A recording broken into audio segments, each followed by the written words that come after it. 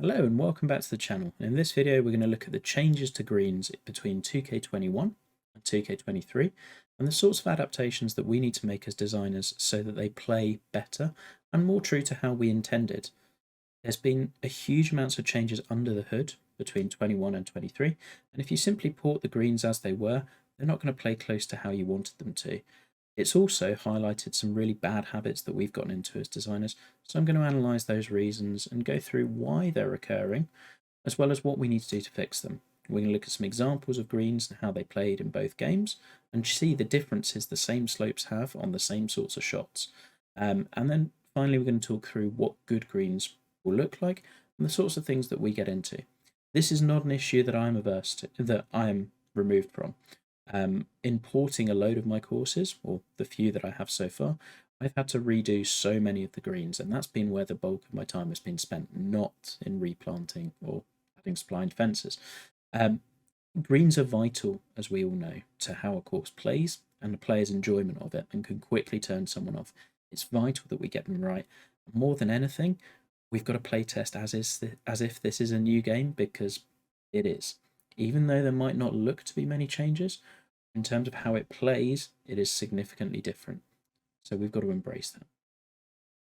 So first, a little context. Why has this issue arisen? There's a number of reasons.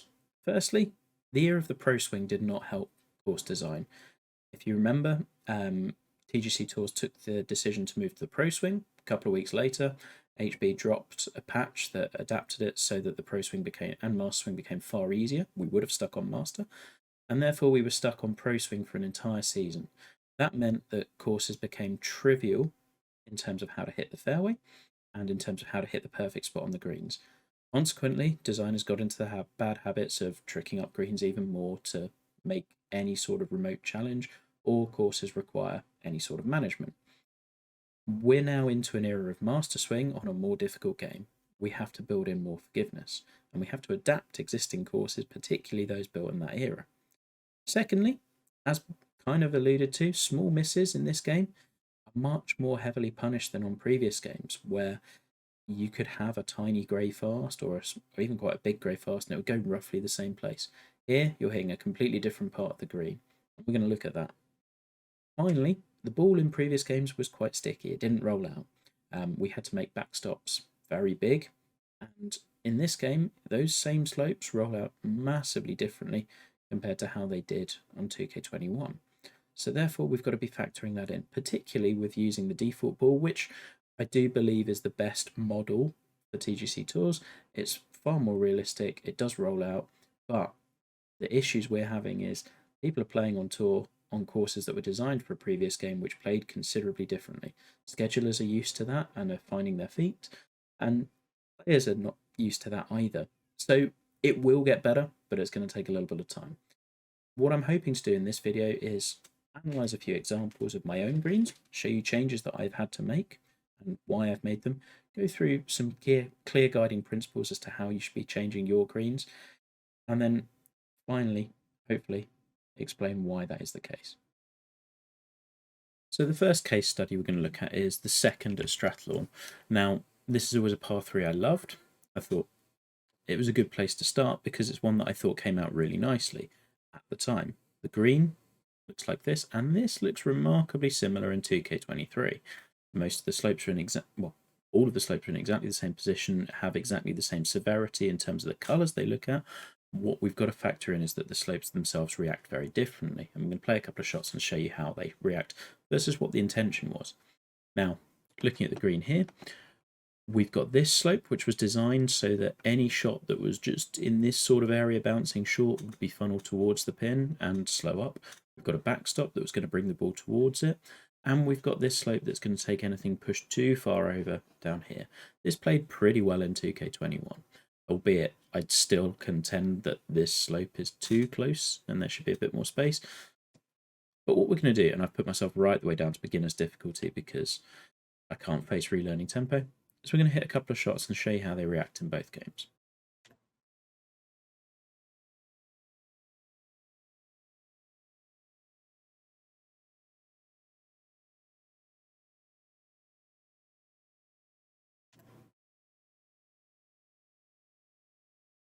This one we're trying to go slightly long, if we can. As you can see, it gently comes down that red slope.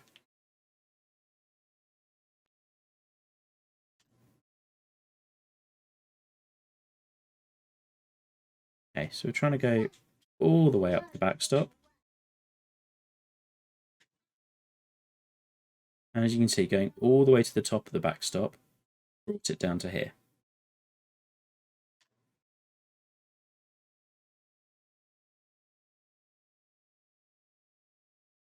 As you can see, that feeds the ball round pretty nicely. So whilst this looks very aggressive, actually more of the slopes are helping than hurting. Okay, so the same exact hole in 2K23, and we're going to see that the green looks very, very similar. In fact, I'd argue that actually there looks like there's a little bit more green around the pin. However, the key thing to note is this is going to play very, very differently, and if you just hit port, this is going to be horrible. So what we're going to do, taking tempo off, we're going to play the same, try to play the same couple of shots again, and you should see the difference, and then we'll talk about aspects of, I would argue there are aspects of poor green design on here that we incorporated because we had to in the previous game, and what we should try to do from there instead.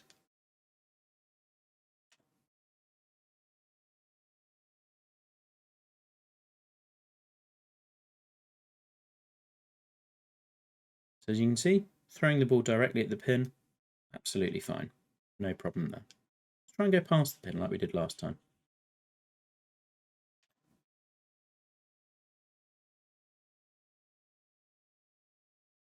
So that one should do very similar to the previous one. Now you can see we've gone pretty high up that backstop. In the previous game, that dropped the ball right by the hole and it then stopped.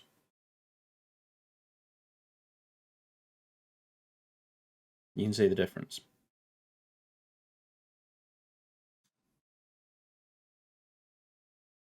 And finally, we're going to play the what if you missed over here? Because remember, in this game, there's far more little misses. Like this would be a pretty standard shot because people might hit a fast far more frequently than, bear in mind we're coming out of Pro Swing era. Now, we keep the ball above the hole.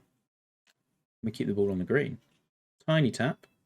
Look how this orange slope reacts. It's not slowing down at all at the bottom.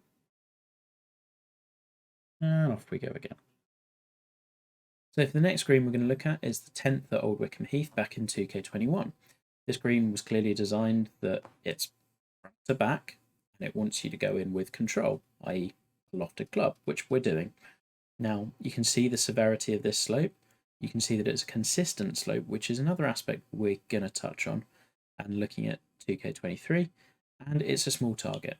So in this game, lofted club, should be pretty straightforward that we just chuck it up there and it's going to stop or feed down towards the hole. That stops on an orange slope, and that in itself is noteworthy. So looking at basically the same shot on the same course, and you'll see that the slopes actually look less severe on this one, but they're going to play very differently. We're going to hit a sand wedge.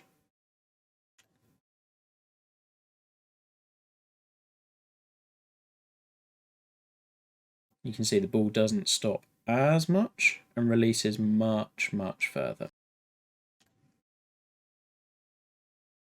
Same sort of shot, this one carrying maybe a little further.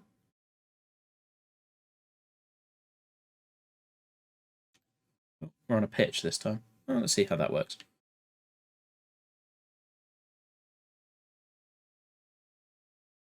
As you can see, it's tried to grab and now it's just rolling down the slope as normal. You can see the impact of that slope compared to the previous game where it stopped on that orange slope. So, one further factor that we're going to have to bear in mind, consistent slopes.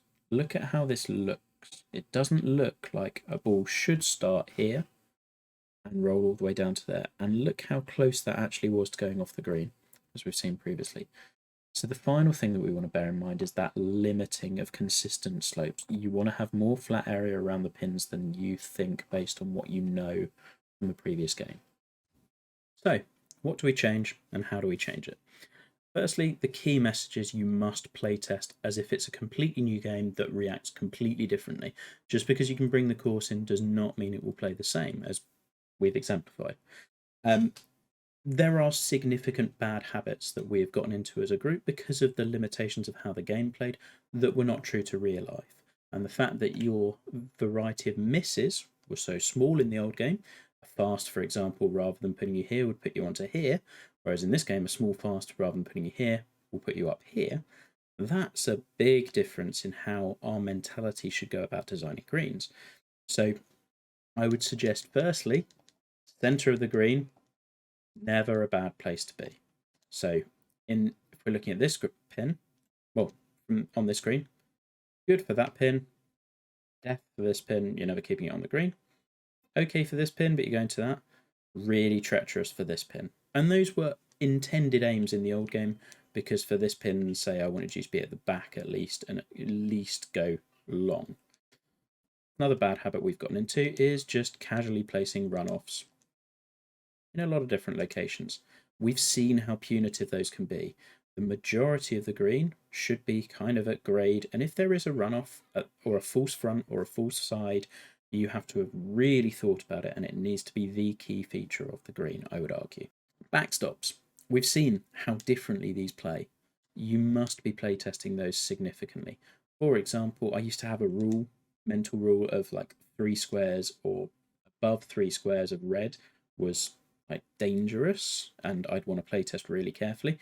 I think that's very much the case, but you've got to also treat orange slopes as red. They act the same.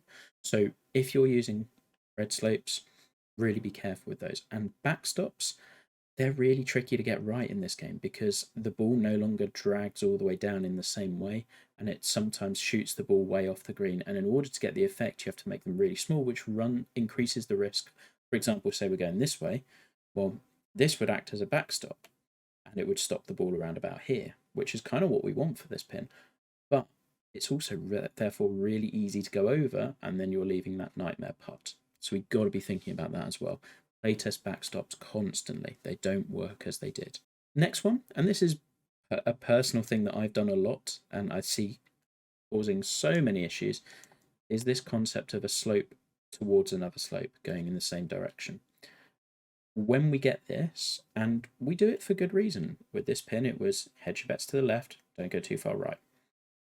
Well, if you do miss that, then you are facing this putt down that slope towards a runoff.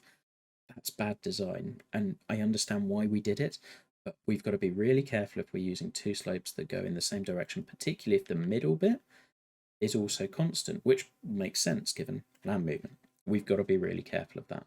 And I would argue particularly soften the lower one rather than the higher one, because that's the one that's going to kick you off the green. Finally, micro contouring. We had a lot of these little contours that were built in to give interest to pins or make people be a bit more precise. Again, era of pro swing. Those make putts really tricky. We don't need to do that, and I'm going to show you some greens that I think are a bit more sensibly designed for this game. So to finish up, I wanted to look at some greens and how they've been remodeled from the previous version. In this one, South Yarra, we're going to look at a number of different greens. I'll talk you through the first one in detail, but for the following ones, we're just going to overlay them so that you can see them. On this first green, things that I did most notably, flattened the area back here so that this pin was far more accessible. Softened, there was a big yellow slope going across here, softened that, this area is flatter, more accessible. This slope used to be pretty hard all the way across. It now softens down here so that even if you are kicked out of this bunker, you can hold it on the green. And finally extended the green on this side pretty significantly because it used to run off here, all of which hopefully you can see when it overlays. We look at the second green, you should notice a few changes, mostly in severity of slopes. Same thing with the third green. In fact, with this one, there's a pretty significant change to this pin and how it actually now slopes towards it. The fourth green, considerably toned down.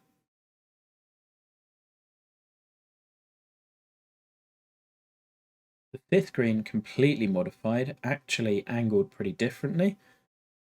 There's far less run on from the right hand side. far less severe slopes, and you'll see there's far more reliance on these sorts of light green slopes, which I think play really interestingly in this game. The 8th green is another favourite I remodelled, again significantly softened, made sure to play test so that the feeder slope near the front of the green still pushes the ball towards pins, but again you'll notice much more benign previously. The 9th green, again remodelled, opened up at the front so that you can now access front pins. Far less, it was kind of front to back, far less severe as well.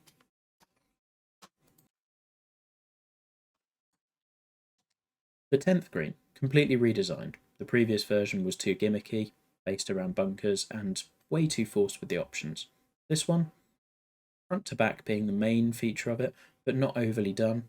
Subtle slopes that will gently roll you away if you are too close. So I guess my closing messages are that we should be seeking to enhance playability and not penalise misses. The more slopes we can have running the ball towards pins, always good. You've got to be aware of how that can backfire, particularly with backstops in this game and how they actually work, because they're different to how we intended. We want to limit runoffs as much as possible. There's just the one on this screen. And given that this is one of the greens I redesigned, I actually think it's a good blueprint for what we should be trying to do. It's far more subtle. All around the green is pretty at grade, so you can bounce the ball on, but crucially, the ball's not going to run off. And those slopes that are there, if you're in the middle of the green, you've got to putt to every pin. Some are more difficult than others, but there's a good portion of this green that you can land in and you've still got a decent shot. What I'm not saying is don't build big slopes on greens, or you cannot have red slopes on greens. There is absolutely a place for them, but you have to play test, and we have to be considering that they might be different to how they were in 2K21. Not every green has to be subtle and low profile. Additionally, with the number of misses, more likely hitting bunkers or heavy rough off the tee, we've got to be really thinking about the entrances into greens and can people bounce it on short if they're in trouble. But my ultimate message with all of this is we must be playtesting a significant amount in this game because it is so different in terms of how it plays, and we cannot treat those slopes exactly the same. Hopefully, this has exemplified how and given you a few things to bear in mind when designing your greens. See you again soon.